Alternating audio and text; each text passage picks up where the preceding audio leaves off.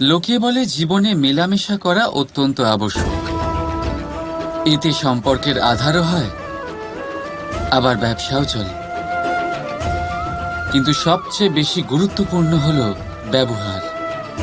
তাই এই বিষয়ে ভাবুন, আপনার জীবনে কে আপনার সাথে মেলামেশা করবে তা নিশ্চিত করে সময়। আপনি আপনার জীবনে কার সাথে মেলামেশা করবেন তা নিশ্চিত করবে আপনার হৃদয়। আপনি যাদের সাথে মিশছেন তাদের হৃদয়ে আপনি কতক্ষণ থাকবেন তা নিশ্চিত করবে আপনার ব্যবহার। নিজের ব্যবহার ভালো রাখুন, সব ভালোই হবে। রাধা। আমি রাধাকে ভালোবাসি, আর এই কথাটা সমগ্র সংসার জানে। আর সময় অন্তরে লীলার দ্বারা, বিভিন্ন ঘটনা দ্বারা, কর্মের দ্বারা আমি নিজের এই ভালোবাসা রাধার সামনে প্রকাশ করি। এবার আপনি বলবেন এসবের কি প্রয়োজন?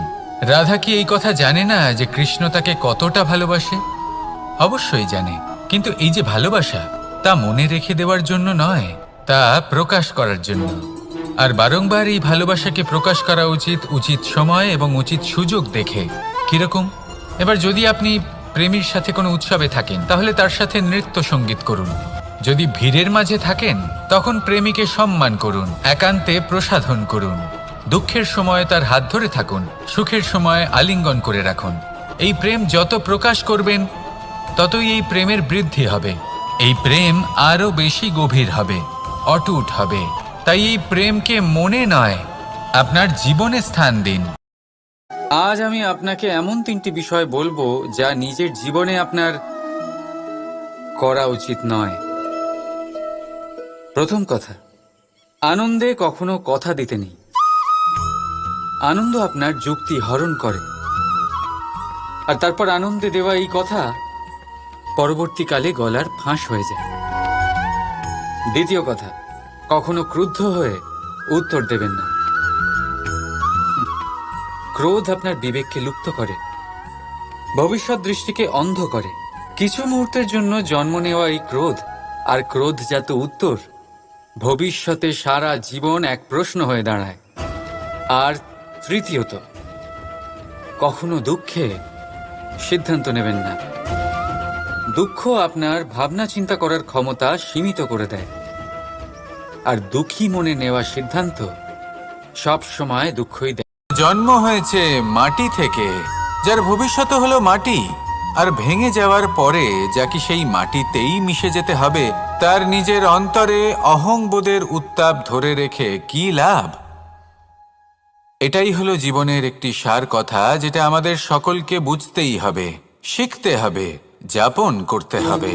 আর যখন আপনি উপলব্ধি করবেন যে আপনি নশ্বর, যখন উপলব্ধি করবেন যে আপনার জন্মের আগেও আপনার কোনো অস্তিত্ব ছিল না, আর মৃত্যুর পরেও আপনার কোনো অস্তিত্বই থাকবে না, জীবনে কোনো কিছুই আপনার ছিল না, আজও নেই, আর না ভবিষ্যতে কখনো হবে, তখন আপনা থেকেই জন্ম এবং মৃত্যুর মাঝে এই যে সময় থাকে যাকে আমরা জীবন বলি, সেটা আপনি শান্তভাবে যাপন করতে শুরু করবেন। ইচ্ছে, সিদ্ধান্ত আর নিশ্চয়তা, এই শব্দগুলো আমরা আমাদের জীবনে অনেকবার শুনেছি, তাই না? জীবনে অনেক সময় অনেক কিছু পেতে খুবই ইচ্ছে করে, কিন্তু শুধু ইচ্ছে হলেই কি সবকিছু পাল্টায়? সবকিছু পাওয়া যায়? অনুর্বর জমিতে বাস করা ব্যক্তির মনে ইচ্ছে হয় যেন সে শীতল জল পায়, কিন্তু সে পায় না। যে এক কুয়ো খোঁড়ার সিদ্ধান্ত নিয়েছে সে মাটি খোঁড়ার জন্য কোদাল অবশ্যই পেয়ে যায়, আর যে নিশ্চিত করে নিয়েছে সে দেরি করে হলেও সেই শীতল জল অবশ্যই পেয়ে যায়। তাই জীবনে কেবল ইচ্ছে করবেন না, সিদ্ধান্ত নিন, আর তারপর নিশ্চিত করুন, সব পেয়ে যাবেন। আর ভালোবেসে বলুন, রাধা। একবার এক সাধু নদীর পাড়ে স্নান করছিলেন। উনি দেখলেন যে জলের প্রবাহে একটা বিছে ভেসে যাচ্ছে। তার প্রাণ বাঁচানোর জন্য উনি তাকে তুলে নদীর পাড়ে রাখার চেষ্টা করলেন, কিন্তু যেই সেই বিছেকে উনি হাতে তুললেন সেই বিছে ওনাকে কামড়ে দিল। সাধু আবার চেষ্টা করলেন। সেই বিছেকে হাতে নেওয়াতে সে আবার তাকে কামড়ে দিল। আরও একবার চেষ্টা করাতে ওনার শিষ্য ওনাকে জিজ্ঞেস করল, এ আপনি কি করছেন গুরুদেব? এসব কি হচ্ছে? আপনি তারই প্রাণ বাঁচানোর চেষ্টা করছেন যে আপনাকে কামড়ে দিচ্ছে। গুরুদেব উত্তর দিলেন যে ও বিছে হয়েই নিজের কর্ম করছে, নিজের প্রবৃত্তি, নিজের ব্যবহার বদলাচ্ছে না। তাহলে আমি সাধু হয়ে তা কেন বদলাবো? এর তাৎপর্য হলো সরল, যে সংসারে কিছু মানুষ আছেন যারা হয়তো খারাপ। যদি কোনো ব্যক্তি আপনাকে সাহায্য করে থাকে যখন কেউ করেনি, যখন আপনার সবথেকে বেশি প্রয়োজন ছিল, সেই সাহায্য অমূল্য আর সেটা উপকারী বটে। যদি কেউ উপকার করেন তাহলে বিনম্র চিত্তে ভালোবেসে আজীবন তার উপকারের প্রতি কৃতজ্ঞ থাকুন। কারণ সত্যি কথা বলতে এই সংসারে উপকার করার মতো ব্যক্তি খুব কম রয়েছেন, আর উপকারের কথা মনে রাখেন এমন কৃতজ্ঞ ব্যক্তি আরো কম। সেই জন্য জীবনে কৃতজ্ঞ থাকুন আর আমার সাথে ভালোবেসে বলুন, রাধা রাধা। মানুষ নিজের জীবনে সুখ পাওয়ার জন্য অনেকবার চেষ্টা করে। সুখকে পাওয়ার এই যাত্রা অনেক সময় দুঃখের মোড়েতে এসে সমাপ্ত হয়ে যায়, আর মানুষ বুঝে উঠতে পারে না যে কেন এমন হলো। তার প্রয়াস শুদ্ধ ছিল, তার মন পবিত্র ছিল, তাও কেন সে সুখ পেল না? এর কারণ হলো আপনার আশেপাশের লোকজন আপনার সাথী।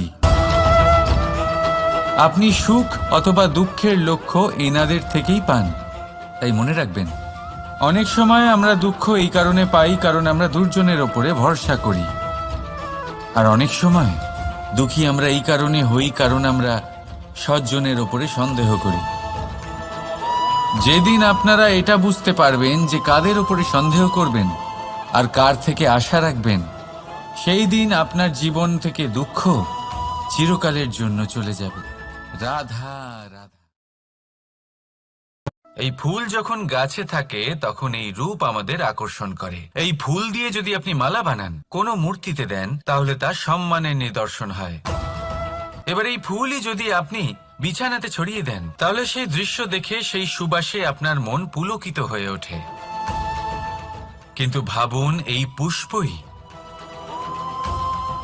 যদি আপনি চিতায় সাজান, তাহলে এই পুষ্পকে আর কেউ সম্মান করে না। এ কিরকম কথা? সেই একই পুষ্প এক পরিস্থিতিতে সম্মান পাচ্ছে, এক পরিস্থিতিতে নয়। কেন? কারণ এতেই লুকিয়ে রয়েছে একটা গুরুত্বপূর্ণ শিক্ষা।